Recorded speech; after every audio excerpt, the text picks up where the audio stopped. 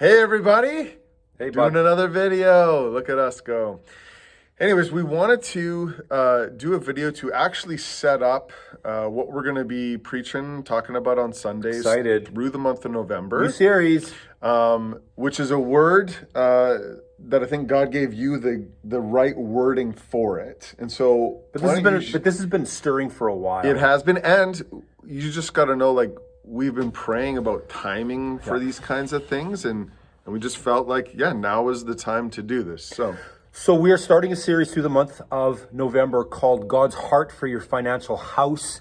Super excited, and it's built around a series of teachings that God gave the Reverend Mother, Vicki Dubroff, who is, and I just got to say, this lady has walked in favor with financial wisdom, and she's taught a lot on this, a lot of different contexts.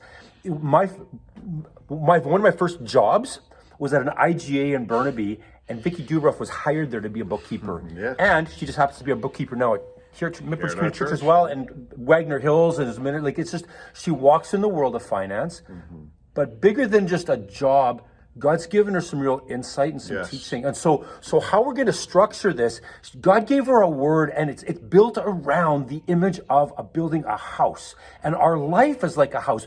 God talks about the church being built into a spiritual house. But when we talk about identity and calling, how much of that influences our finances?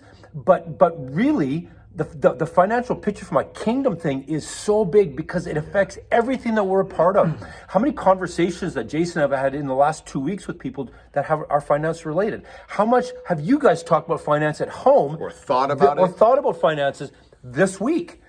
Today, I mean, it affects us all. You can talk about the economy, inflation, gas prices.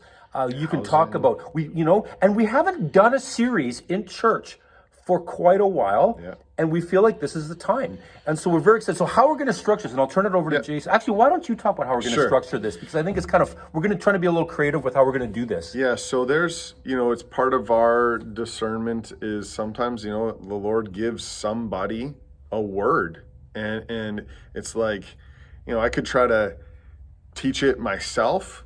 Why not let that person bring the word? And like I said, my mom has worked through this for a number of years, and God continues to refine it, which is so cool when it's a living thing. And yet that core, that teaching, this idea of building a house has stayed true. And so the way it's going to kind of work on Sundays is Dwayne or myself, we will kind of bookend it a little bit. We'll give a little intro, and we will have some kind of closing some kind of conclusion thing.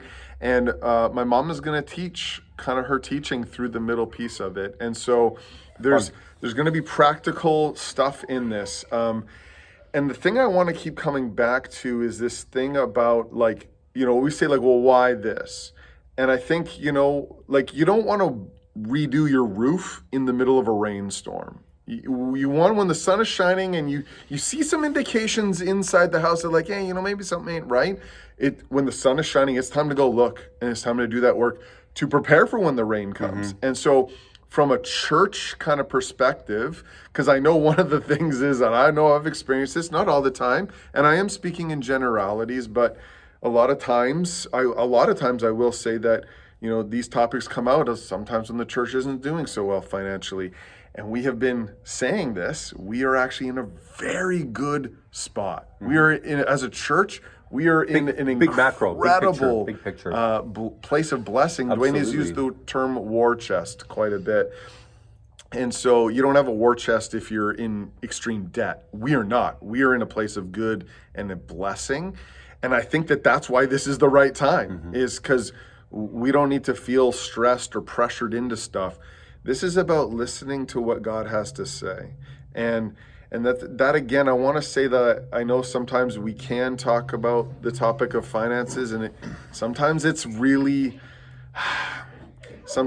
there's a pressure to things. Sometimes we feel like, oh man, we get very comparative to other people or the place we want to be or whatever. And it can get kind of weird and twisted. What God has shown my mom in this stuff is a lot. It's just principles in the kingdom of God applying themselves to finances. Yep. And so I'm hoping, my prayer is like, yes, we are going to talk about this very practical place in our life, but my prayer is that we listen to the steps and the places and that we actually learn to apply it even to other areas of our lives and how, because it's how God works. So basically over the 4 weeks, week 1, we're going to talk about clearing the land. Week 2, we're going to talk about putting up the walls. The second part, boom, I just forgot about that. I didn't have it in front of me. We're going to talk clearing the land, week 1. The second week is talking about the foundation. Yes. Third week is about building the walls and putting the roof on. And the fourth week is about decorations. I'm trying to wet the whistle a little bit. And you know what? It's one of those things. You know what? We know this is going to be practical teaching. We also know that some of us haven't grown up around what is the biblical perspective on finances. And this is going to be really good up to you. Jesus spent a lot of time speaking directly to or around or into the area of finances, of wealth, of our spiritual house, of how to deal with all these kind of things, because it affects us on a very practical level. And when things are out of kilter, it affects so many things. But God set things up because He's a designer. Very excited about this. So here we go, month of November. Hopefully it works to come. We'd encourage, come take notes, all those kind of things. It's exciting, but we leave it with you.